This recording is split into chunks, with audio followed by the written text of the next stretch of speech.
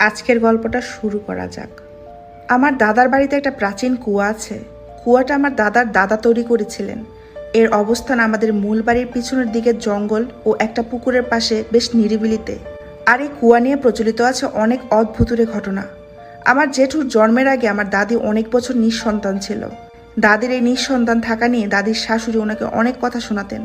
ছেলেকে দ্বিতীয় বিয়ে করাতে চাইতো। এভাবে দিন কাটে, মাস কাটে, বছর কাটে। একবার কোনো কারণে দাদা ও দাদিকে অনেক ভকাচকা করে গায়ে হাত তুলে রাতে ঘর থেকে বের করে দেন। দাদি কোথায় যাবেন বুঝতে না পেরে তখন সে কুয়ার পাশে একটা গাছের কাঁটাগুড়ির উপর বসে কাঁদতে থাকেন।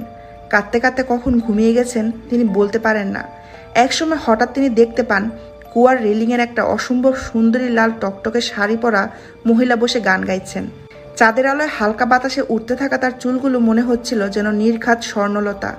দাদি অপলক দৃষ্টিতে শুনছিলেন সেই তার গান। তার ভাষ্যমতে গানটা যেন কোনো এক জাদুর সুরের মতো ছিল। মনে হচ্ছিল যদি শুনতে পেতাম অনন্তকাল ধরে। একসময় সে রহস্যময় নারী এসে দাদির কাঁধে হাত রাখলেন। বললেন, এভাবে কাঁদিস না, তুই আমার বোনের মতো। তুই কাঁদলে আমার কষ্ট হয়। তোর সব সমস্যার সমাধান দিলাম, তুই সুখে থাকিস। আলো ফোটার পর দাদির ঘুম ভাঙলে তার আর এ বিষয়ে আর কিছু মনে থাকে না।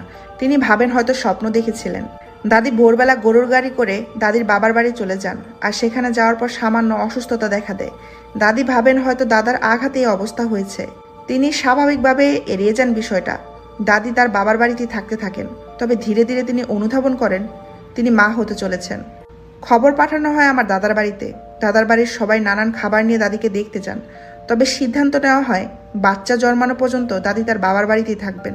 কোনো এক কালবৈশাখীর ঝড়ের রাতে দাদির প্রসব বেদনা ওঠে। দাদি বেদনায় অজ্ঞান। বাড়ির মানুষ ঝড় বৃষ্টিতে ভিজে অনেক দূরে হেঁটে এলাকার পরিচিত দায়ের সন্ধানে গেলেও তাকে আর পাওয়া যায় না। এদিকে দাদির অবস্থার অবনতি হচ্ছে। এমন সময় ঘরে ঢুকলেন এক মধ্যবয়সী মহিলা। তিনি বাকি সবাইকে অন্য করে যেতে বলে একা একাই দাদির ডেলিভারি সম্পূর্ণ করলেন। এবং যখন বাচ্চার কান্নার আওয়াজ পাওয়া যায় তখন অন্যান্য মহিলারা দরজার বাইরে থেকে দাদির ঘরে ঢুকে দেখতে পান সেখানে ফুটফুটে এক পুত্র সন্তান শোয়ানো আছে দাদির পাশে।